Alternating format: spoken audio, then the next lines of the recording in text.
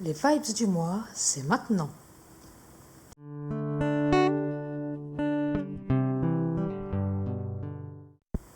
Salut les amis, j'espère que vous allez bien.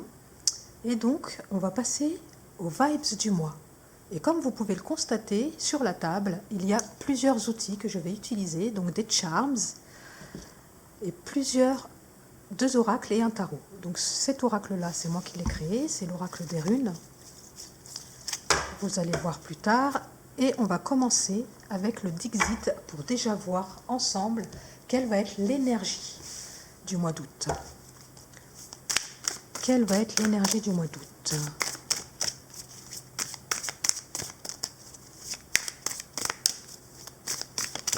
Ce que je vais faire en fait, c'est que je vais tout tirer, tout étaler et on va voir un peu ce que nous disent les cartes. Va pas y avoir d'emplacement spécifique, hein. Je vais tout mettre comme ça à la queue leu-leu et on va voir un peu qu'est-ce que les cartes nous disent.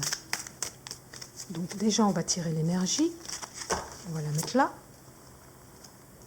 Ensuite on va tirer deux runes. Donc voilà, ici, hein, comme ça vous la voyez, deux runes.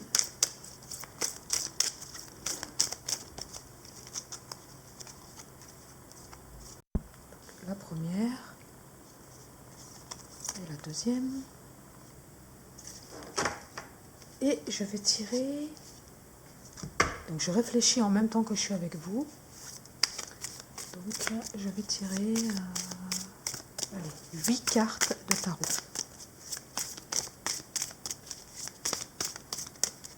Allez, 8. La première, elle est tombée toute seule. Elle nous a fait coucou. La deuxième, 3, 4, 5. Je monte un peu tout ça. Il y a une sixième qui est tombée toute seule, je vais vous la montrer.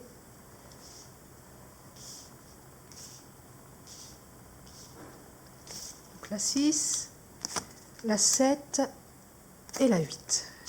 Voilà, on va déjà regarder tout ça pour voir un peu qu'est-ce que va nous dire ce tirage. On va commencer par l'énergie du mois.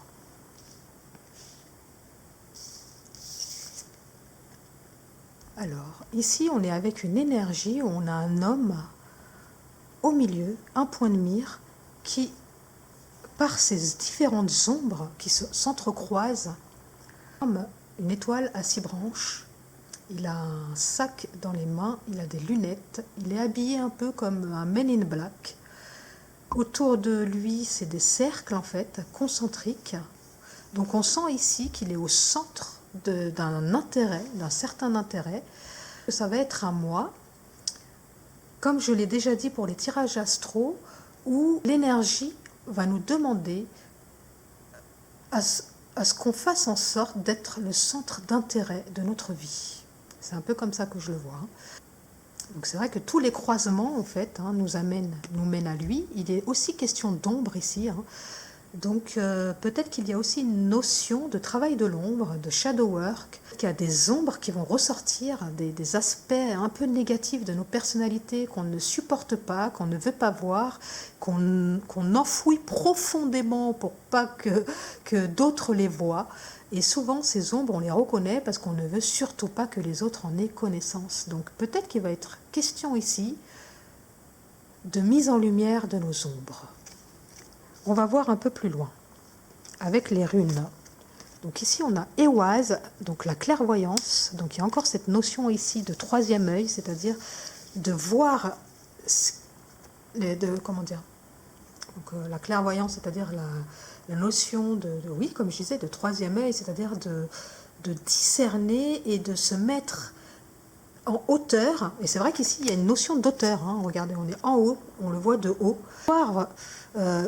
Regarder les choses sans se juger, sans avoir honte, mais juste en les regardant avec neutralité et avec amour même, et pour essayer de comprendre qu'est-ce qui a fait qu'aujourd'hui nous en sommes arrivés là, qu'est-ce qui a fait que nous avons tel ou tel comportement et qu'est-ce qui fait que nous en avons honte? Parce que finalement, les ombres, il y a c'est très subjectif. C'est-à-dire que pour nous, certaines ombres, on va avoir honte de les avoir et il y en a d'autres, ils en sont fiers.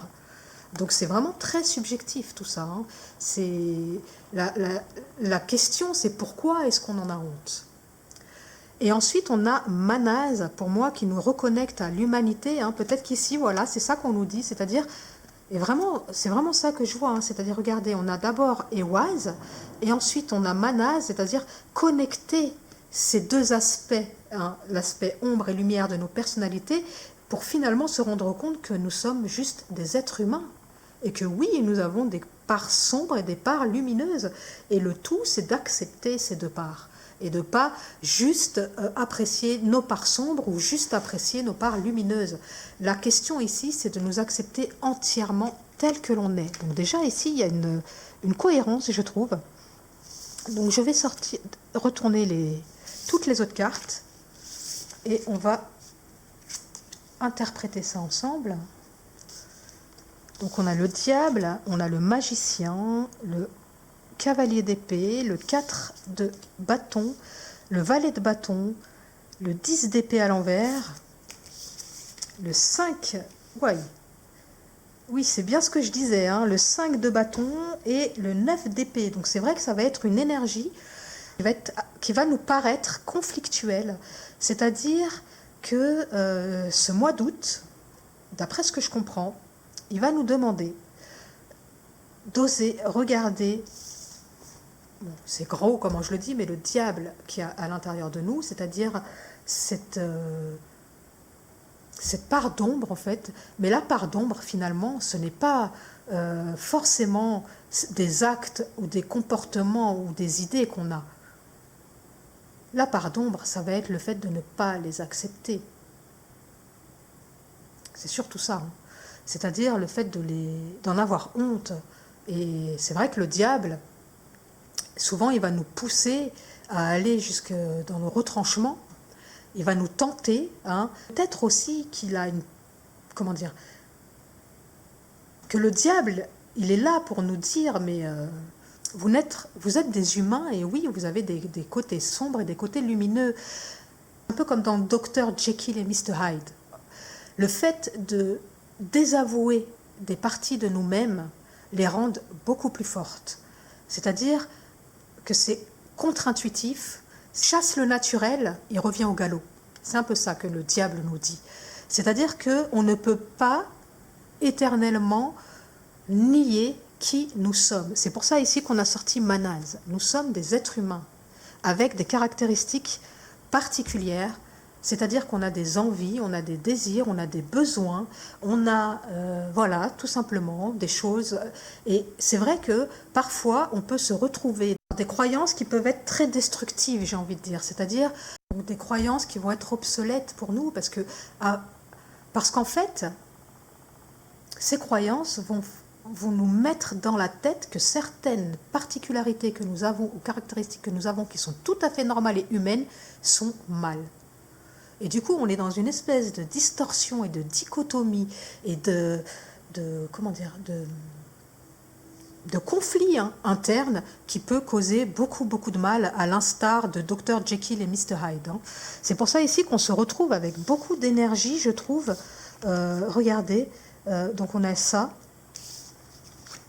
Des énergies qui sont assez conflictuelles. Donc on se retrouve avec déjà le 9 et le 10 d'épée. Hein. Donc on voit ici qu'on est avec le 9 d'épée à l'envers, à l'endroit, et le 10 d'épée à l'envers.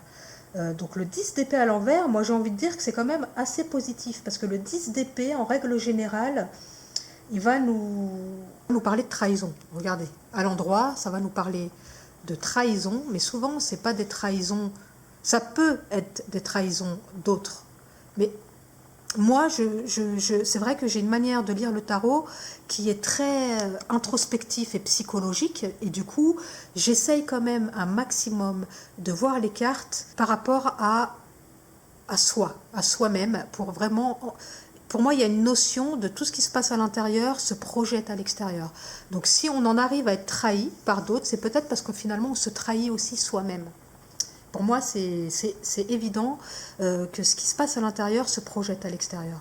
Donc finalement, pour pouvoir faire un travail, pour pouvoir éviter ces genres d'énergie-là, il faut qu'on soit intègre avec nous-mêmes. Et c'est vrai que le 10 d'épée, il va nous parler de réalisation des idées et des concepts, vraiment de récolter les fruits de notre travail, de savourer, après avoir beaucoup travaillé, avoir beaucoup conceptualisé, on peut enfin se mettre au repos et savourer les choses et repartir sur un nouveau cycle, c'est-à-dire remettre en place des nouvelles idées et des nouveaux projets. Et c'est ça qui nous dit en fait ici. Le jeu, le mois d'août va vraiment nous pousser dans nos retranchements, c'est-à-dire qu'on va peut-être vivre des choses qui vont être très très très difficiles, on va peut-être avoir des idées négatives, des pensées autodestructrices, peut-être qu'on va aussi se retrouver dans des situations où on ne va plus réussir à dormir parce que vraiment nos idées sont tellement néfastes et négatives qu'on va en faire des cauchemars, hein, c'est un peu ce que dit ici le 9 d'épée, et qu'à un moment donné on va se dire stop, quoi, c'est bon, on en a marre, on n'en peut plus. Bon, il va y avoir un conflit interne, c'est pour ça qu'on retrouve cette carte, hein, il y a plusieurs parts à l'intérieur de nous-mêmes qui vont commencer à élever la voix, à vouloir se faire entendre. Et ici, ce qu'on va nous demander, ici, avec le 5 de bâton, c'est plutôt que d'élever la voix pour parler plus fort que l'autre, et là je parle encore une fois au niveau interne, peut-être qu'il va falloir faire silence pour entendre ces voix et les écouter. Et c'est ça qui va nous permettre finalement d'aller dans cette énergie où on va comprendre que renier des parties de soi, qui sont tout à fait normales et tout à fait humaines, nous emmènent dans des endroits très obscurs. Voilà, c'est le terme. C'est-à-dire on est dans le déni de soi, on se rejette soi-même et du coup on ne peut que être rejeté par les autres. Vraiment ici il y a une notion de s'aimer et de cesser de se rejeter, de cesser de rejeter toutes ces parts qui parlent à l'intérieur de nous, qui disent j'ai envie de manger une tarte au chocolat, je sais pas, j'ai envie d'avoir des relations harmonieuses avec les autres, j'ai envie d'avoir une relation stable et amoureuse, j'ai envie de me marier ou j'ai juste envie de vivre en concubinage. Mais certaines croyances vont nous dire que c'est le mal. Et du coup, on va être dans des espèces de notions de culpabilité et on ne va pas être intègre à l'intérieur de nous, on ne va pas être unifié. Et du coup, ça va générer ce genre d'énergie conflictuelle parce qu'on a envie de faire des choses, mais on a des croyances qui nous disent que ce qu'on a envie, c'est mal. C'est vraiment ce que je ressens ici. C'est-à-dire qu'ici, on va nous demander de reprendre le pouvoir avec le magicien, de prendre conscience de nos talents, de nos potentiels, de les traduire en pensée, en plan et en action. Et vraiment, ici, il y a une notion d'alignement avec le magicien. C'est-à-dire, ici, on a les 4 éléments, c'est-à-dire les pensées avec l'épée, le bâton, ça va être plutôt l'énergie, la créativité, la coupe, ça va être les émotions, et le denier, ça va plus être le corps et les finances. Et on va nous demander ici de remettre tous ces potentiels l'ordre des priorités. C'est-à-dire qu'il n'y en a pas un qui est plus prioritaire que l'autre, ils sont tous autant importants les uns que les autres et qu'il ne faut pas en négliger certains pour d'autres parce que, soi-disant, c'est comme ça qu'il faut faire. Donc ici, on nous demande vraiment de nous écouter, nous, vraiment d'aller au combat. Regardez, avec ce cavalier d'épée ici, on est vraiment ici dans l'initiative, dans l'action menée fermement. Ici, on est dans la détermination, dans le courage de vivre ses idées et ses pensées. Et c'est ainsi qu'on va enfin pouvoir s'unifier, qu'on va pouvoir vraiment être dans une notion de stabilité. Ici, on est vraiment avec la maison. La maison, c'est aussi le corps, c'est aussi nous. Hein. Et ça, c'est les 4 personnes qu'on avait retrouvées, tu vois. Là, elles étaient en conflit. Et là, après ce travail de conscientisation que le mois d'août va nous demander de mener, on va enfin pouvoir être unifiés et être dans notre vérité. Vraiment, ici, il y a vraiment une cohérence, les amis. Hein. C'est-à-dire que ce mois d'août, ça va être... L'énergie, elle va vraiment être là pour passer dans nos retranchements, pour qu'on se rende compte à un moment donné que certaines croyances que nous pouvons avoir, ou certains gourous qui nous font, peut-être qu'on suit, hein, et on croit que ce qu'ils disent est parole d'évangile, et que ce que nous pensons à l'intérieur de nous est faux, Finalement, on va nous faire prendre conscience que ce qui nous fait vibrer dans la vie, c'est ça qu'il faut suivre. Et pas ce que d'autres pensent, ce que d'autres disent. Ça va être vraiment ça, pour moi, le message du mois d'août. Donc on va tirer quelques charmes, si ça vous dit. Là, on va enlever toutes ces cartes, parce que je pense que le message ici, il s'est quand même bien répété, et il est à mon sens vraiment cohérent, hein, donc je pense on voit juste. On va voir si les charms rajoutent quelque chose. Donc je vais tirer au sort 4 étiquettes là, qui vont nous dire sur quoi le tirage de charms va porter. Vous voyez, il y a plusieurs étiquettes, donc j'en tire plusieurs au sort. Allez, la première, la deuxième, la troisième et la quatrième. Voilà. Et on va tirer au sort. On va tirer les charms pour chaque sujet. On va commencer, donc je les mets de côté, et on va commencer avec celui-là. Donc la maison 3. Donc on est ici avec la maison des Gémeaux, la maison des frères et des sœurs, de la fratrie, de la communication, des petits déplacements, des petits voyages. Donc on est avec Mercure, parce que le maître du Gémeaux c'est Mercure, donc c'est là l'expression, la communication, et on va voir qu'est-ce que le tirage va nous dire à ce propos. Oh là là, c'est quand même incroyable, regardez les amis, on est avec la vérité, le 5e chakra. Donc ici on nous dit vraiment de communiquer notre vérité, hein. C'est vraiment ça qui va être important, c'est ça que le moi va nous faire travailler, hein, c'est-à-dire d'être intègre avec soi-même. Donc on est avec le signe de la balance, la patience. Donc ici on nous demande d'être équilibré, hein, d'être vraiment connecté à ce qui nous fait vibrer. Donc le premier chakra, hein, c'est-à-dire la stabilité, l'ancrage, le violet, l'or. Ici on est avec le 7e chakra, le 6e chakra. On revient avec le 7e ici. Donc ici il est vraiment question, c'est-à-dire que ici le message que moi je vois, c'est pour pouvoir s'envoler, il faut être bien enraciné. L'un ne va pas sans l'autre.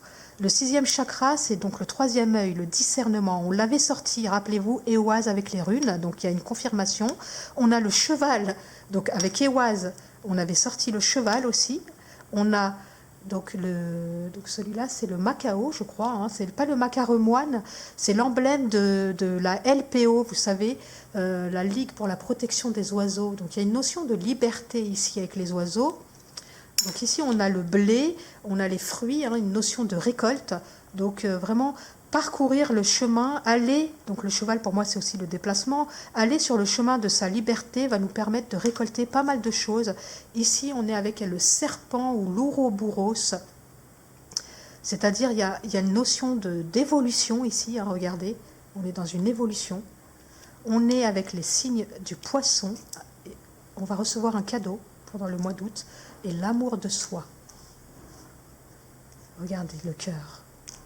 Donc vraiment, si on est dans notre vérité, si on exprime notre vérité, si on est ancré dans la matière, vraiment, il va y avoir beaucoup de fruits, beaucoup de cadeaux qui vont venir et qui vont résulter de ce comportement et de cette manière d'être. Voilà pour la maison 3. On va regarder les autres.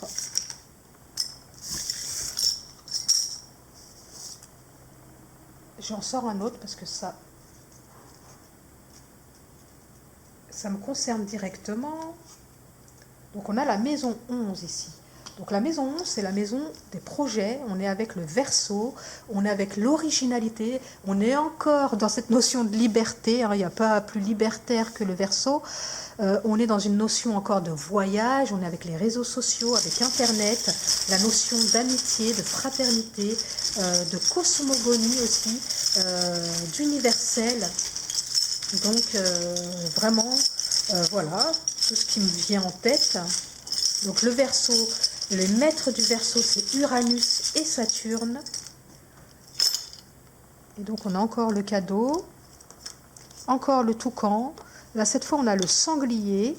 Regardez, la petite libellule aller vers son chemin, vers sa liberté avec l'oiseau, le sanglier. Là, c'est vraiment la détermination. Hein, faut pas, voilà, si quelqu'un se met sur notre chemin, ben on avance. Hein, on ne se laisse pas embrigader par les autres. Donc 2 fois le toucan. Hein, vraiment, la notion de liberté ici, elle est très forte. La notion d'enfant intérieur, de stagnation. Donc encore une fois, 2 poissons. Et l'élastique, c'est-à-dire, pour moi, j'avais mis l'élastique dans la notion de lien. Hein, donc ici, il est question de prendre sa liberté et de se détacher des liens qui peuvent être enfermants et qui peuvent nous faire stagner. Hein. 2e chakra, on est vraiment dans le chakra ici des désirs, des plaisirs. Donc on nous dit de ne pas hésiter à aller vers ce qu'on aime, parce que sinon, si on écoute plutôt les liens enfermants, hein, ceux qui vont nous enfermer dans leur vision des choses, on risque de stagner. Donc pour notre liberté, il ne faut pas hésiter à couper les liens avec les personnes qui nous empêchent d'avancer vers là où on veut avancer. Voilà pour moi ce que ça veut dire. Ensuite, on a la maison 4. Alors ici, on est avec la famille, on est avec les ancêtres, on est avec le signe du Cancer. Donc la lune, la notion de lune, la notion d'introspection, la notion de subconscient, la notion de lignée familiale. Voilà. Peut-être ici que le message, c'est que on est peut-être enfermé aussi par une vision des choses qui viendraient de la famille, des religions que l'on suit, parce que la famille la suit depuis la nuit des temps, et finalement on ne s'est jamais vraiment posé la question si ça nous parle vraiment, mais qu'on est plus dans une notion de toute ma famille l'a fait, donc je le fais. Voilà, peut-être que c'est de ça que ça veut parler. Et ici, on nous parle de bougies. Donc, il est question ici d'allumer sa lumière intérieure, de gâteau. Peut-être de se faire plaisir. Il y a peut-être une notion de refus des plaisirs aussi. Ça, c'est la lumière, c'est comme l'ermite, hein, c'est-à-dire la connaissance de soi aussi. Hein. Donc, on est avec le lion, 2 fois le lion. Sensible, on est encore avec les liens ici. Hein. Il y a une notion encore de couper des liens. 2 fois la petite fée, l'initiative, la serviabilité. C'est vrai que le Cancer, c'est quelqu'un de très serviable. Et on est avec les Gémeaux, donc l'expression, la notion d'oser exprimer qui l'on est vraiment. Le Cancer, c'est des êtres très sensibles, c'est des hypersensibles ici. Hein. On est en présence d'hypersensibles.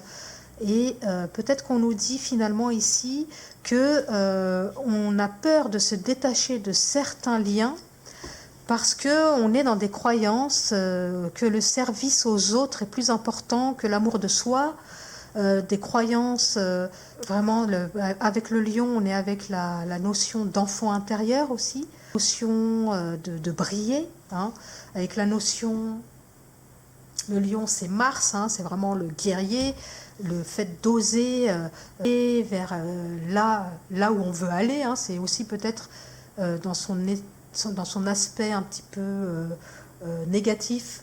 On est peut-être ici aussi en présence de personnes butées, de personnes entêtées qui veulent, qui suivent des choses juste parce que voilà, c'est comme ça que ça a été fait depuis toujours. Et pourquoi est-ce qu'on changerait les choses? Que peut-être qu'ici, finalement, on vous dit que à l'intérieur de vous, il y a des aspects de vous-même qui ne sont pas heureux avec cette manière de vivre et cette manière de faire. Voilà. Après, voyez comment ça vous parle. Hein. Si vous êtes très bien dans votre vie, il n'y a rien à changer. Hein. Moi, je vous parle vraiment si à l'intérieur de vous, vous sentez parfois que vous passez à côté de votre vie, que vous avez l'impression de vivre des choses que vous n'avez pas envie de vivre, des notions peut-être de schémas répétitifs, peut-être des schémas que vous n'arrivez pas à dépasser. Voilà, si vraiment vous êtes dans ces notions-là, ça vous parlera. Mais ici, il est vraiment question de couper peut-être des liens avec du transgénérationnel, avec des croyances que le service, c'est important, qu'il faut s'oublier pour l'autre. Voilà ce que je vois ici. Hein. Voilà les amis. Et on va terminer avec le dernier, qui est le corps physique. Donc on va voir qu'est-ce que ça nous dit tout ça. Peut-être qu'il y a une notion de s'ancrer plus dans la matière, d'être plus incarné, moins dans la tête, dans les pensées, dans les idées, dans les croyances. Parce que souvent, c'est ça aussi qui va faire on se retrouve dans des énergies comme le 9 d'épée. Parce qu'on n'est pas assez ancré dans la matière, on n'est pas assez connecté à nos sens. hein, c'est-à-dire le toucher, l'ouïe, l'odorat, la vue et le goût. Hein. Peut-être qu'il est nécessaire de se reconnecter au sens ici. Donc le cadeau est tombé, les amis. Peut-être que de se reconnecter à son corps, c'est un beau cadeau qu'on peut se faire. Et sans plus tarder, je tire la suite. Regardez, des gâteaux. Hein? Ici, il y a peut-être des petits gourmands qui s'empêchent. Parce qu'il paraît que c'est pas bien de manger des gâteaux. Hein? Je dis ça, je dis rien. Donc, la notion d'évolution, une tablette de chocolat, hein, il y a vraiment une notion ici de gourmandise, de se faire plaisir, hein, peut-être que de ne pas culpabiliser, de se faire plaisir. La cigogne, donc la cigogne souvent, c'est celle qui nous amène les enfants, hein, donc il y a une question d'enfant intérieur appuyé ici par la notion du lion, qui a une notion de grossesse aussi. Donc on a le hibou, la sagesse, la capacité de regarder les choses telles qu'elles sont, la réalité, de ne pas avoir peur de regarder les choses en face. Ici on a encore une notion d'enfant intérieur, il y a 2 petits enfants qui se font des petits bisous. On a la notion de se connecter à son intuition avec le coquillage, la protection avec la main, hein, et aussi savoir dire stop. Hein, la main c'est ça, c'est stop, stop. Peut-être qu'il y a une notion ici de dire stop. La lassitude, hein, peut-être qu'à force de ne pas dire stop, on est fatigué. La notion de liberté avec les oiseaux et regardez, no. Hein, donc ici, ça appuie. Hein, c'est-à-dire vraiment ici, peut-être qu'on est en présence de personnes qui ne savent pas dire non, qui sont dans des tendances, des pensées, dans des croyances, parce que ils savent juste pas dire non. Et ils suivent finalement ce que la famille elle a suivi, ce que les autres y suivent, parce que y a une notion de, comment dire, d'être en dehors de son corps, c'est-à-dire de ne pas être vraiment incarné dans la matière, et du coup y a une peur en fait qu'à partir du moment où on n'est pas incarné dans la matière, on n'est pas dans son corps, entièrement dans son corps, c'est-à-dire qu'on est dans des angoisses, on va avoir peur de l'autre, on va être dans des phobies, et on ne va pas savoir s'affirmer. L'affirmation de soi, il passe avec l'ancrage, et je vous parle d'expérience, les amis. Je suis quelqu'un qui a beaucoup de difficultés d'affirmation de soi, d'ancrage, hein, en tant que Gémeaux. Moi, je suis Gémeaux, donc c'est vrai que les Gémeaux, ils sont beaucoup dans leur tête, du coup très angoissés. Et c'est vrai que l'ancrage, la stabilité, c'est quelque chose qui m'aide beaucoup. Donc voilà, les amis, ce que je vois pour ce mois d'août. Donc tout ce que j'ai tiré ici, c'est ce que le mois d'août va peut-être nous amener à travailler, hein, les amis. Donc j'espère que ce tirage vous aura plu, il sort un peu de l'ordinaire, j'avais envie de faire comme ça au feeling. Donc dites-moi s'il vous plaît si vous aimez ce genre de tirage fait au feeling, sans préparation, sans avoir fait de spread avant, hein, de tirage déjà prédéterminé. Moi j'aime beaucoup, je trouve que ça fait travailler l'intuition et souvent on a des messages qui sont vraiment très parlants. Et on se rend compte que ces messages ils sont justes parce qu'il y a beaucoup de choses qui vont dans le même sens. Donc voilà. Donc je vous dis à bientôt. Ciao!